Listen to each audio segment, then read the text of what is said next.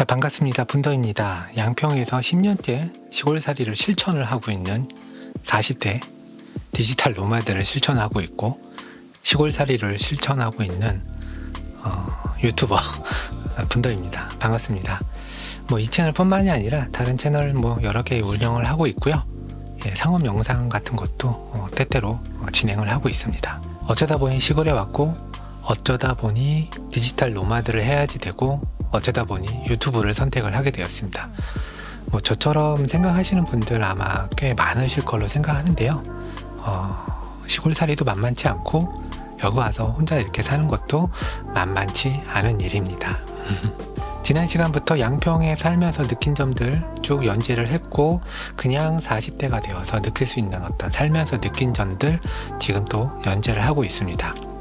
이번 시간에는 불안감 해소 방법이라는 어떤 메인 타이틀로 한번 이야기를 해보고 싶습니다. 살면서 느끼는 점들 중에서 가장 큰 것 중에 하나가 이제 불안한 감정이라고 생각을 해요.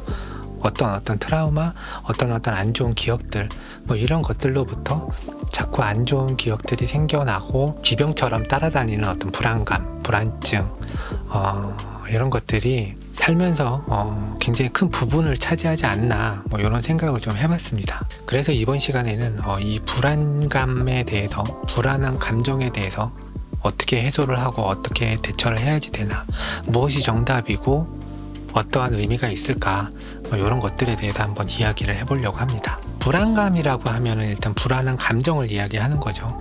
지그문트 프로이드가 4가지로 인간의 유형을 좀 정리를 했습니다. 안정형, 불안정형, 혼합형, 그 다음에 회피형, 이렇게 4가지로 간단하게 요약을 하긴 했는데요. 마치 이제 혈액형 같은 그런 느낌도 좀 납니다. 하지만 저는 좀 생각이 좀 달라요. 이 말이 틀렸다는 건 아니고 이 말이 맞기는 한데 매사에 그런 사람들, 그 다음에 조금 그런 것들이 좀 적은 사람들, 때에 따라서 회피가 될 수도 있고 불안정이 될 수도 있고 안정이 될 수도 있고, 그러니까 가장 중요한 거는 나의 상태를 내가 알고 안정형으로 가려고, 안정적인 방향으로 이끄는 나의 자기 주도적인 어떤 그런 멘탈 케어가 제일 중요하다고 생각을 합니다. 중요한 거는 내 자신이 내 감정을 스스로 좀 파악을 하고 그리고 이 불안정한 어떤 이 상태에서 좀 벗어나려고 노력을 하는 어떤 그런 자세가 저는 좀 중요하다고 생각을 하는데요. 머릿속으로는 다들 알고 있고 머릿속으로는 무엇인지도 다 알고는 있는데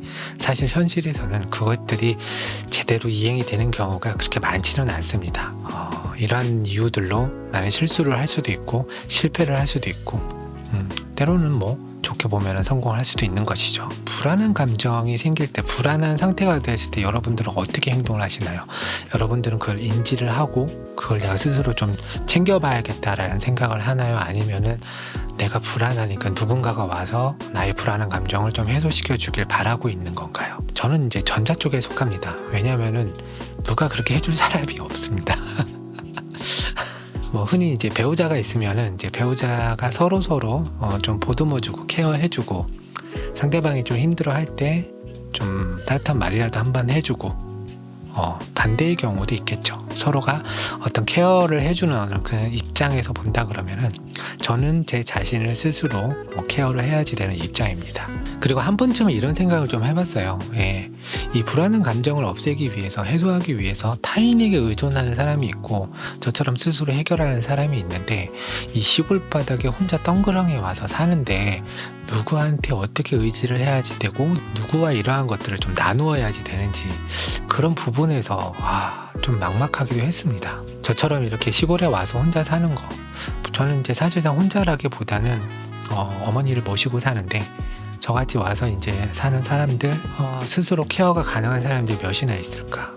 누군가를 또 그리워하면서 찾아다니는 어떤 그런 모습이지 않을까? 누군가에게 의존을 하는 어떤 그런 사람이다 라고 생각을 하면은 혼자 와서 조금 고립된 이런 시골 환경에 사는 게 그런 것들이 그 사람에게 정신적으로 좀 도움이 될까? 이런 생각을 좀 해봤습니다. 제가 겪어보지 않은 일들이니까 과연 그런 것들이 잘 극복이 될까? 이런 생각도 한번 해봤고요. 생각해 볼 수 있는 거는 나는 사람들과 부비적거리면서 나의 어떤 불안함을 좀 해소하는 타입인가, 아니면 나는 그냥 왕따처럼 혼자 조용히 스스로 나의 그 어떤 불안한 감정을 스스로 케어하는 사람인가, 이런 게 이제 좀 중요한 포인트로 작용이 될 것 같고요. 타인에게 의존하시고 싶으신 분들, 타인에게 의존을 해야지 되는 사람들은 이렇게 혼자 와서 사는 거는 좀 권장해 드리지 않는다, 이렇게 말씀드리고 싶습니다. 개인적으로 저는 후자에 좀 더 가깝다, 이렇게 볼 수 있을 것 같아요. 시골에 오면 힐링도 하고 뭐 낭만도 찾고 로망도 찾고 뭐 여러 가지 이유를 이제 들어서 합리화를 시키고 난 후 이주를 많이 하시거나 시골 생활을 경험하시는 분들이 많으신데요. 그런 어떤 판타지 같은 어떤 로망은 사실은 되게 짧습니다. 되게 잠깐입니다. 예를 들어 보면은 아이들과 함께 이렇게 시골 생활에 어떤 맛을 좀 보여주고 싶다, 같이 경험을 해보고 싶다, 이러신 분들 굉장히 많이 있으시잖아요.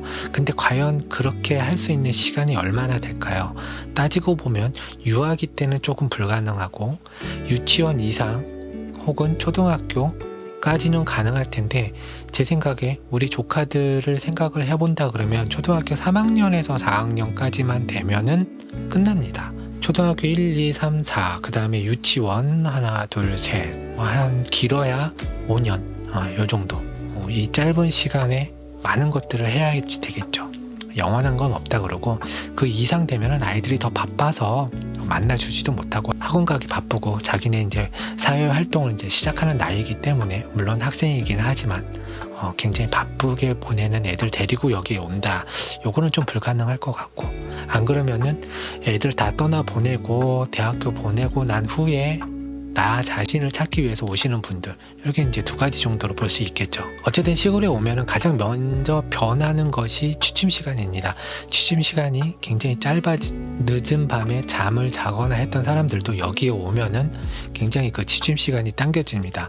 제 경험상 저 9시에도 한번 잡았고요. 마당 일 하고 바깥에서 뭐 정원 꾸미고 뭐 이런 일 하다가 보면은, 심지어 뭐 사람들 불러다가 고기 좀 해먹고 그 치우고 나면은 그냥 그 자리에서 샤워하고 바로 뻗어야지 됩니다. 그러다 보니까 아침 일찍 좀 일어나는 시간이 좀 많아지고 있어요. 일찍 자고 일찍 일어나고, 해가 떠 있을 때 활동을 하고 해가 진 이후로는 잠에 빨리빨리 들고, 이런 측면에서 보면은 약간 우울증이나 불안정한 어떤 그런 감정에 굉장히 도움은 됩니다. 그렇다고 해서 시골에 오면은 모든 사람이 다 그렇게 사느냐, 뭐 그것도 아니에요. 이제 자칫 잘못하면 여기서도 똑같이 야행성으로 변할 수 있고, 여기서 야행성이 된다면 도시보다 더 적막한 삶을 살 수도 있을 것 같습니다. 왜냐면은 뭐 도시에서 새벽에 나가면 뭐 편의점도 있고 뭐 게임방도 있고 여러 가지 뭐 술집도 있고 해서 갈 수 있는 곳이 많이 있잖아요. 하지만 여기는 그렇지 않습니다. 밖에 나가면은 개구리 소리, 논두렁, 밭두렁, 뭐 솔직히 말하면은 읍내에 나가도 문 연 상점도 별로 없고 할 수 있는 게 많이 없어요. 이러한 것들이 나의 우울증이나 어떤 신체적 결함 때문에 여기 오시는 분들도 있으신데, 그런 분들에겐 그렇게 크게 도움이 안 될 거라고 생각이 들기도 합니다. 한편으로는 이제 건강을 위해서, 신체적인 어떤 건강이 안 좋아져서 요양 휴양을 해야겠다라고 하시는 분들도 있는데, 사실 이제 그 병세의 어떤 강도에 따라서 잘 결정을 해야 된다라고 봐요. 왜냐하면은 여기는 이제 병의원 시설이 서울이나 대도시만큼 그렇게 잘 되어 있는 케이스는 아닌 거는 분명하거든요. 예. 대학병원에서 진료를 꼭 받으셔야지 되는 분들은 굉장히 불편합니다. 저 같은 경우도 어머니를 모시고 한 달에 한 번 정도 대학병원에 다니고 있는데요. 하루 왼종일 아시죠? 대학병원 가면 진짜 진 다 빼고 오는 그런 기다림의 연속, 거리의 어떤 압박, 이런 것들이 있기 때문에 스케줄 관리도 좀 힘들기도 하고요. 어쨌든 간에 뭔가 지병이 있다, 좀 이제 대학병원을 자주 다녀야 된다라는 하시는 분들, 특히 이제 뭐 암 치료 때문에 오시는 분들도 있으신데, 병원이나 이런 것들을 잘 알아보시고 오셔야 될 것 같다라는 생각은 좀 듭니다. 어쨌든 잠깐 세기는 했는데, 시골에 온다고 어떤 정신 건강이나 육체적인 건강이나 이런 것들이 결코 100% 모두에게 똑같이 다 좋은 쪽으로 영향을 끼치지는 않는다, 이렇게 볼 수도 있을 것 같아요. 요즘 또 AI가 발전이 돼 있잖아요. 그래서 챗 GPT한테 이 불안한 상태를 벗어나려면 어떻게 해야지 되느냐 한번 물어봤더니 대략 전문 용어를 섞어서 한 8가지 정도로 나눠주더라고요. 그 중에서 2가지 정도가 가장 공감이 되는 포인트가 있어서 그걸 한번 공유해드리고자 합니다. 첫 번째는 신체적인 활동하고, 두 번째는 긍정적인 자기 대화. 이렇게 2가지가 가장 크게 다가왔습니다. 다르게 해석을 해보면은 가만히 앉아서 걱정하고 고민하고 불안해하지 말고 일어나서 활동하고 도전하고 움직이고 몸을 써라. 몸을 움직여라. 생각만 한다고, 고민만 한다고 너의 불안감이 없어지지는 않는다.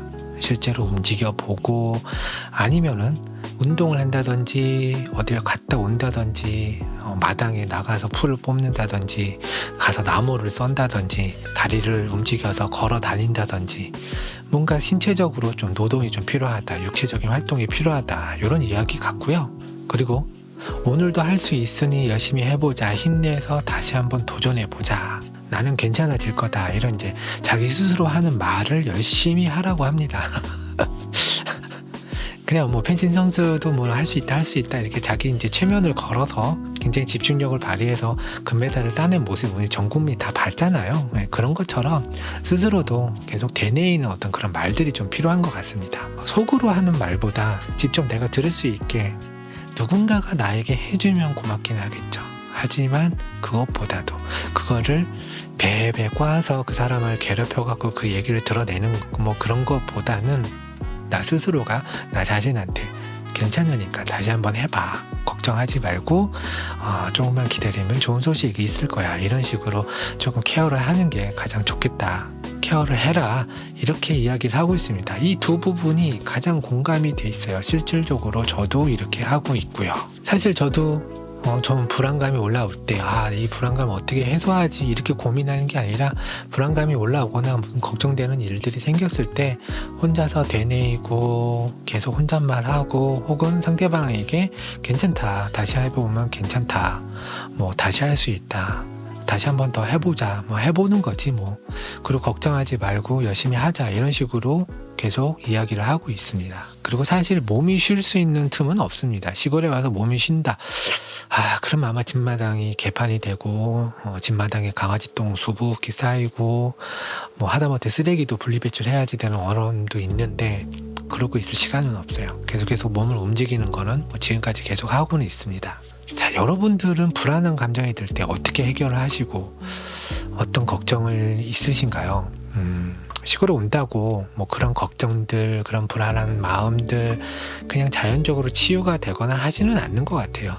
여기 와서도 걱정거리가 오히려 더 늘어날 수도 있고 스트레스가 더 발생이 될 수도 있어요. 눈이 오면 어떡하지, 비가 많이 왔는데 흙이 파여서 흙이 쓸려 내려가고 사고는 나지 않을까, 우리 집이 축대 위에 있는데 이 많은 비에 저 축대가 무너지지는 않을까, 배수로는 잘 쌓여 있나, 이러한 자연재해로부터의 어떤 걱정, 그리고 기름값이 올랐다던데 올겨울 난방비는 어떻게 줄일 수 있을까, 이 집은 단열이 잘 됐음에도 불구하고 왜 이렇게 난방비가 많이 나오나, 이런 걱정들, 이런 불안한 요소들 오히려 더 많을 수도 있겠다. 대신 이제 사람으로 받는 어떤 그런 스트레스는 좀 덜 하긴 해요. 근데 지난 시간에 제가 말씀드린 것처럼 어딜 가나 또라이는 있습니다. 어딜 가나 또라이 질량 불변의 법칙처럼 어딜 가나 또라이는 있다. 오히려 여기에서는 더 자주 마주친다. 그런 것들이 해소가 안 된다. 여기 온다고 만병이 통치가 되는 그런 이제 명약 같은 어떤 시골살이는 없다, 이렇게 말씀드리고 싶습니다. 자, 저는 뭐 그렇게 대단한 놈도 아니고요. 그냥 40살 살면서 특히 이제 대인관계에 있어서도 저도 삐뚤어진 적도 있었고요. 저도 멘탈이 나가고 허우적대고 있었던 적도 있었고요. 저도 실패해서 돈 까먹고 슬퍼하고 우울증에 빠진 그런 날도 있었습니다. 이렇게 살다가는 안 되겠다 싶어서 스스로 일어나려고 굉장히 노력을 했고 스스로 그러한 부분들에 대해서 케어를 하려고 굉장히 노력했기 때문에 살면서 느낀 점들 중에서 불안감, 불안한 어떤 증세들 이런 것들에 대해서 오늘 한번 이야기해봤습니다. 불안한 감정은 그 트리거가 있다는 걸 조금 명심했으면 좋겠어요. 트리거, 방아쇠를 쏴서 총알이 발사가 되는 것처럼 어떤 나의 불안 회로를 작동시키는 그 요소는, 그 원인은 분명히 있다. 요거를 빨리 찾는 게 관건입니다. 자, 어줍지 않게 한번 떠들어 봤습니다. 살면서 느낀 것들, 이거 말고도 굉장히 많은데요. 반응 좋으면 계속해서 한번 풀어나가 보도록 하겠습니다. 댓글로 여러분들은 어떨 때 불안한지 한번 공유해 주시는 것도 좋을 것 같고요. 어떻게 하면 불안한 감정이 해소가 되는지도 한번 공유해 주시면 좋을 것 같습니다. 참고로 저는 술을 못하기 때문에 술로 잊어버리는 어떤 그런 행동은 하지 않습니다. 지금까지 영상 봐주셔서 감사하고요. 다음 시간에 또 만나요. 안녕.